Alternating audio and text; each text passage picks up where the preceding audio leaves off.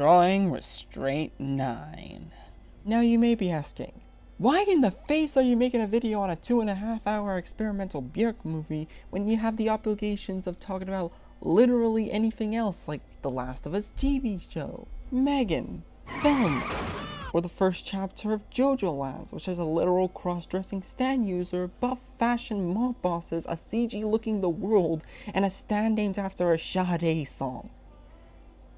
And whatever this Lovecraftian nightmare is. Well, I briefly touched upon this movie in the Björk video back when I used to make actual videos instead of YTPs, and I promptly made a promise that I would make a separate video on it if I ever get around to seeing it. And thanks to a few people on Reddit who are as big of Björk fans as I am, I was able to find this one. Goddess, if you're able to find this, let me just say that I cannot thank you enough.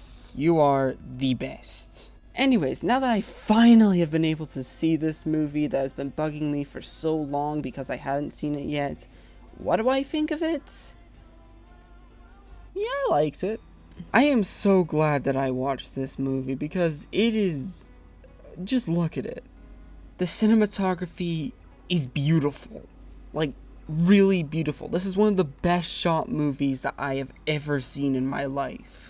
It gives you a calming taste on what the Japanese culture is like, and the natural lighting really works in its favor. It's also a very experimental movie, which means it's going to be a little difficult to talk about in the same vein as the movies that I would usually cover on here. But this gives you a vast landscape of chances to appreciate other aspects of filmmaking, like linear storytelling, costume design, cinematography, or even the editing.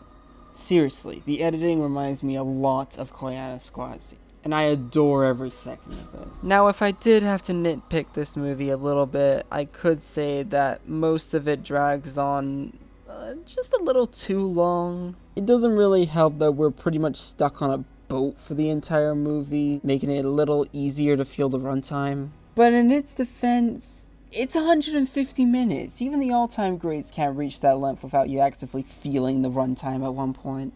The romance here is extremely subtle, and done to absolute perfection without even saying a single word. Sure, they do pipe up every now and then, but for the majority of it, they're completely silent. Like me during a self-loathing family dinner. It also goes without mentioning that the soundtrack done by Björk is also amazing. It's very ambient and it wears its Japanese inspirations proudly. It would have most definitely fit right at home in Björk's main discography. And that had a record that was done entirely through a cappella. So yeah, that was Drawing Restraint 9. Does it overtake Dancer in the Dark as my favorite Björk movie? Far from it. But I did get a lot more out of it than I was expecting. I wonder what other movies she's worked on that I haven't seen yet. Where is that girl? What the fuck? No, seriously, that isn't the real movie, is it? Nag.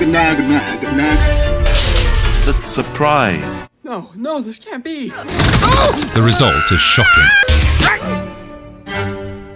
Anna and the Moods. I'm done. No!